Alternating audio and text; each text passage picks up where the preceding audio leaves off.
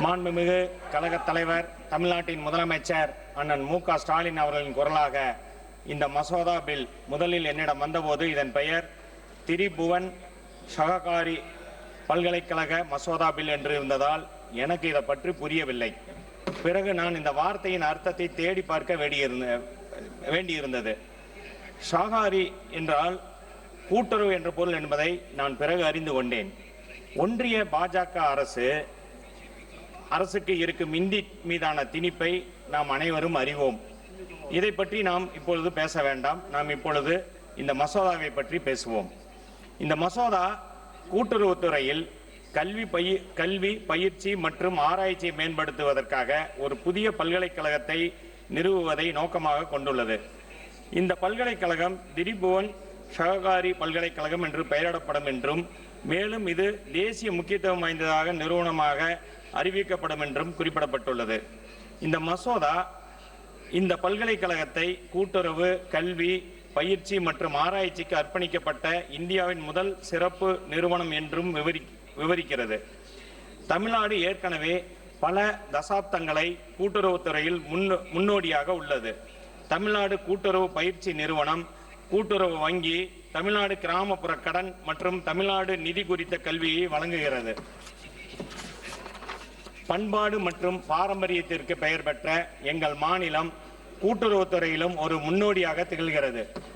1.60 லட்சத்துக்கும் அதிகமான கூட்டுறவு சங்கங்கள் மற்றும் 2 கோடியை தாண்டிய உறுப்பினர்கள் கொண்ட தமிழ்நாடு இந்தியாவில் கூட்டுறவு சங்கங்களின் எண்ணிக்கைகளில் முதலிடத்தில் உள்ளது. இந்த கூட்டுறவு சங்கங்கள் விவசாயம், பால், கைத்தறி, மீன் வளம், வீட்டு வசதி மற்றும் நுகர்பொருள் போன்ற பல்வேறு துறைகளில் செயல்பட்டு மாநிலத்தின் பொருளாதார வளர்ச்சிக்கும் சமூக மேம்பாட்டிற்கும் பெரும் பங்களிப்பை அளித்திருக்கிறது. ஆவின் பால் கூட்டுறவின் பொற்காலம். தமிழ்நாட்டின் கூட்டுறவுத்துறையில் மிகப்பெரிய பெருமை தமிழ்நாடு கூட்டுறவு பால் உற்பத்தியாளர்கள் கூட்டமைப்பு TCMPF அல்லது ஆவின் என கூறப்படும் சுமார் 6000 கோடிக்கும் மேல் அதிகமான வருடாந்திர வருவாய் கொண்ட நிறுவனமாகும். இந்தியாவின் மிகவும் வெற்றிகரமான பால் கூட்டுறவு நிறுவனங்களில் தமிழ்நாட்டின் ஆவின் நிறுவனம் ஒன்றாகும். மாண்புமிகு சபாநாயகர் அவர்களே, இந்த நேரத்தை பயன்படுத்தி எனது ஈரோடு நாடாளுமன்றத்திற்குட்பட்ட மொடக்குறிச்சி சட்டமன்றம், ஈரோடு கிழக்கு, ஈரோடு மேற்கு, காங்கேயம், தாராபுரம், குமராபாளையம் சட்டமன்ற தொகுதியில் பால் உற்பத்தியாளர்கள் அதிகம் உள்ள நிலையில் ஈரோடு மாவட்டத்தில் சினியம்பாளையத்தில் பிறந்து கூட்டுறவுத்துறையில் தனது அரிய பங்களிப்புக்காக அறியப்பட்ட மறைந்த முன்னாள் நாடாளுமன்ற உறுப்பினர் ஐயா SK பரமசிவம் அவர்களை நினைவு கூற விரும்புகிறேன். ஆவின் பால் கூட்டுறவு சங்கத்தை நிறுவுவதில் முக்கிய பங்காற்றிய இவர் பால் வளர்த்த தந்தை என்று அழைக்கப்பட்டார் மற்றும் 2010 தேசிய பால் வளர்ச்சி வாரியத்திடமிருந்து டாக்டர் வர்கீஸ் குரியன் விருதை பெற்றவர். இவரது பணிகள் தமிழ்நாட்டின் பால் கூட்டுறவு இயக்கத்திற்கு ஒரு புதிய திருப்பத்தை கொண்டு வந்தன. டாக்டர் வர்கீஸ் குரியன் அவர்கள் NDDP தலைவராக இருக்கும்போது 1979ஆம் ஆண்டில் ஈரோடு வருகை தந்து 5000 விவசாயிகளை சந்தித்து உரையாற்றிய பெருமை ஈரோடு ஆவினுக்கு உண்டு. தமிழ்நாடு கால்நடை மற்றும் விலங்கு அரசியல் பல்கலைக்கழகம் பால் மற்றும் மீன்வள மேலாண்மை துறையில் மாணவர்களுக்கு நீண்ட காலமாக பயிற்சி அளித்து வருகிறது தமிழ்நாடு அரசு.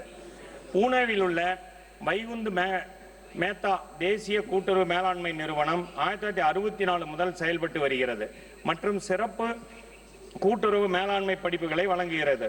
எனவே இந்த பல்கலைக்கழகத்தில் புதியது என்ன? இந்த நிறுவப்பட்ட நிறுவனங்களை அங்கீகரித்து வலுப்படுத்துவதற்கு பதிலாக கூட்டுறவு இயக்கத்தின் முன்னணியில் இருந்த மாநிலங்களை புறக்கணிக்கும் வகையில் ஒன்றிய அரசு குஜராத்திற்கு வளங்களை திருப்பிவிடுகிறது. நாடு தழுவிய கூட்டுறவு இயக்கத்தை வலுப்படுத்துவதற்காக இந்த மசோதா கூறுகிறது. ஆனால் இதன் வடிவமைப்பு பெரிதும் குஜராத்தை மையமாக கொண்டுள்ளது. குஜராத்தில் உள்ள IRMA institute of rural management பல்கலைக்கழகம் முன்மொழியப்பட்டுள்ளது. மற்ற மாநிலங்களில் துறை சார்ந்த பள்ளிகள் நிறுவப்படும் என்று கூறப்படுகிறது. இந்த மசோதாவில் குறிப்பிட்டுள்ள பள்ளிகள் பால் பண்ணை, மீன்வளம், சர்க்கரை, வங்கி, கிராமப்புற கடன், கூட்டுறவு நிதி, சட்டம், தணிக்கை மற்றும் பல மாநில கூட்டுறவுகள் போன்ற துறைகள் அமைக்கப்படும். ஆனால் வளாகங்கள் எங்கே அமையும்?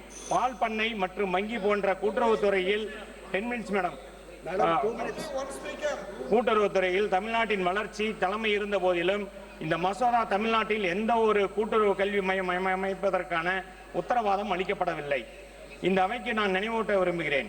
சுமார் 6000 கோடி வருவாயை ஈட்டிக் கொண்டிருக்கும் தமிழ்நாட்டின் ஆவின் பால் கூட்டுறவு இந்தியாவின் மிகப்பெரிய அரசு நடத்தும் கூட்டுறவுகளில் ஒன்றாகும்.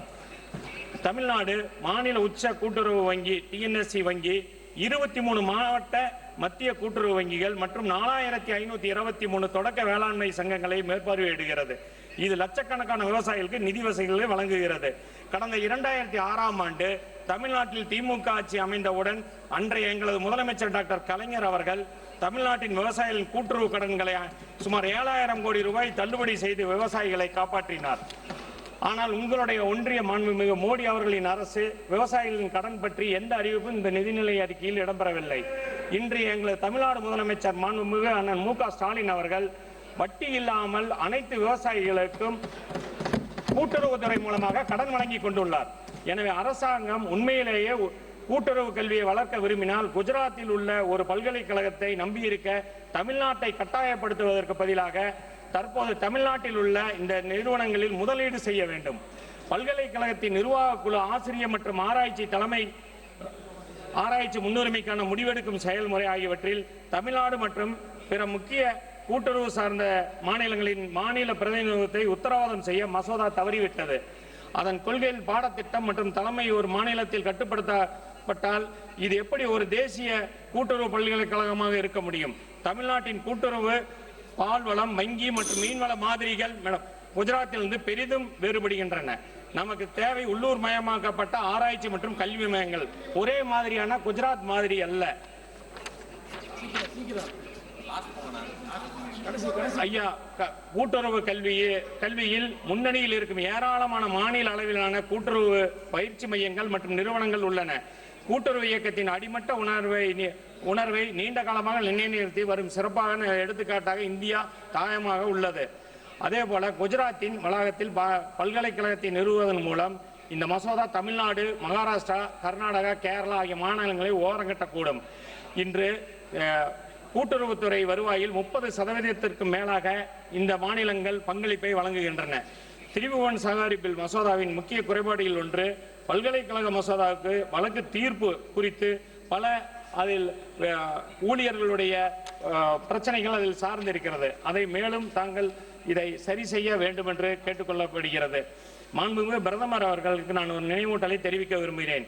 குஜராத்தை தவிர்த்து மற்ற மாநிலங்களும் கவனிக்க வேண்டும். நீங்க இந்தியாவின் பிரதமர், குஜராத்தின் முதல்வர் அல்ல. இந்த நாட்டின் அனைத்து மாநிலங்களும் வளர்ச்சி மற்றும் முன்னேற்றத்திற்கு நீங்கள் பொறுப்பானவர். எனவே அனைத்து மாநிலங்களுக்கும் சமமான முக்கியத்துவம் அளிக்க வேண்டும் என்று நான் வலியுறுத்துகிறேன். மாண்புமிகு பிரதமர் அவர்களே, பிரதமர் அவர்களே, தமிழ்நாடு இந்தியாவையே தாங்கி கொண்டுள்ளது. இந்திய வரைபடத்தில் மட்டுமல்ல, நிதியிலும் தான். புதியதாக ஒன்றிய அரசு கொண்டு வரும் திட்டங்களை தமிழ்நாட்டில் தொடங்கி பிற மாநிலங்களுக்கு எடுத்துச் செல்லுங்கள். இது இந்தியாவிற்கு ஒரு முன்னுதாரணமாக இந்திய திருநாட்டின் வளர்ச்சிக்கு சிறப்பாக அமையும். கூட்டுறவே நாட்டுயர்வு. தமிழ்நாடு போராடும், தமிழ்நாடு வெல்லும். நன்றி.